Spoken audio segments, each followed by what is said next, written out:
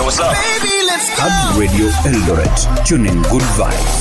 Chimbuko la wanahabari wa kizazi kipya.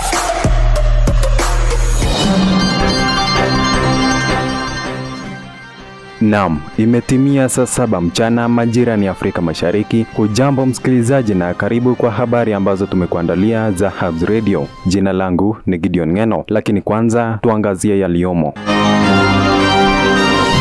Asilimia ya watu 43 ya Wakenya kuripoti unyanyasaji na wanapolisi na asilimia 60 ya Wakenya kutoripoti. Naibu Rais Kithure Kindiki amewataka waendeshaji bodaboda kuepuka uendeshaji holela barabarani. Na mvutano kati ya tume ya huduma kwa polisi NPSC na huduma ya polisi NPS umelemaza maandalizi ya kuajiri maafisa wapya.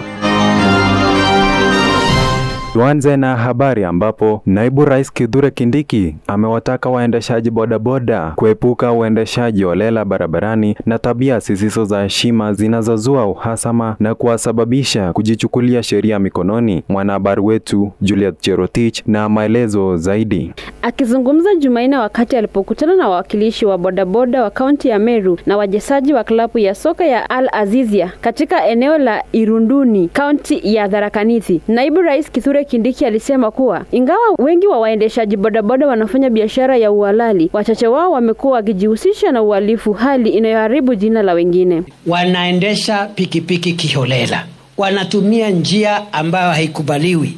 On a busy highway you do a dangerous high turn, ama unaingia barabarani bila kuobserve vile sheria ya traffic inasema.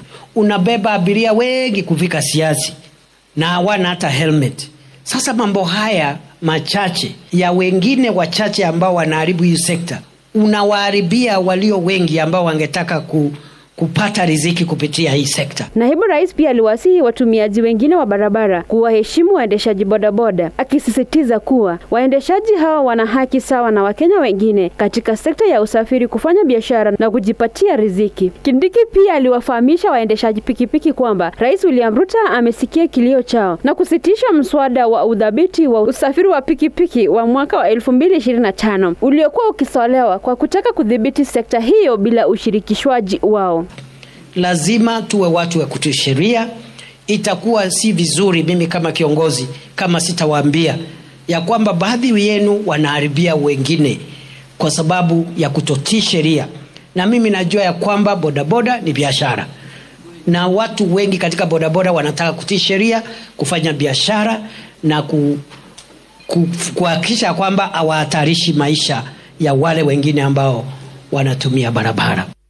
Kindiki aliwasihi waendeshaji bodaboda, wachezaji wa mpira na vijana kote nchini kutojihusisha na wanasiasa wa maoni duni wanaotaka kueneza vurugu nchini. Nikiripotia Hubs Radio, mimi ni Juliet Cherotich. Asilimia 43 ya Wakenya kuripoti unyanyasaji na wanapolisi na asilimia 60 kutoripoti. Mwanahabari wetu Linda Kisia anatueleza zaidi. Shirika la wanaharakati wametoa ripoti maalum kubainisha Wakenya wanaotoa ripoti ya unyanyasaji na kusema kuwa kaunti ya Kisumu ndio inayoongoza kwa malalamishi ya unyanyasaji wa polisi. Internal Justice Mission, ambayo ni shirika la wanaharakati, imejumuisha watu 5,700 kutoka makundi 17. Asilimia ya waathiriwa 62 hawakuripoti unyanyasaji wa polisi katika vituo vya polisi ama mamlaka ya IPOA. Wito imetolewa kwa idara ya polisi, shirika la IPOA, afisi ya mkuu wa mashtaka ya umma na mahakama kuwa mstari wa mbele kuzuia unyanyasaji wa raia. As IPOA,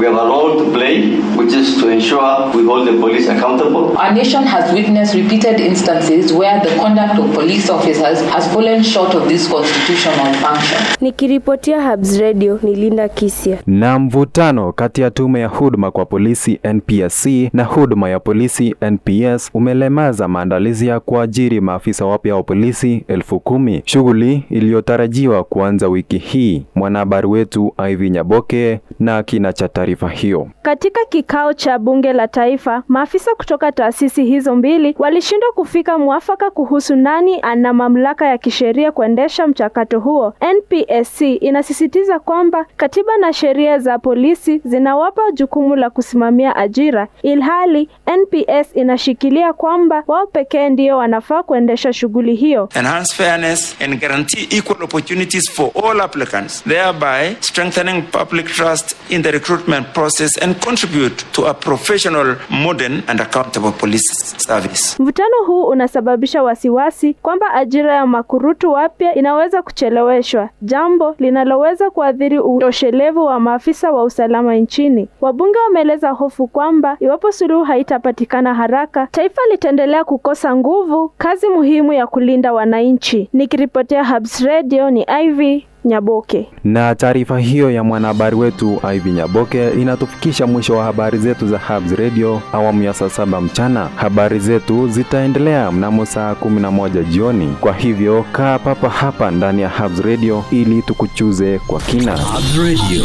Eldoret, tuning good vibes. Chimbuko la wanahabari wa kizazi kipya. Hubs Radio, tuning good vibes.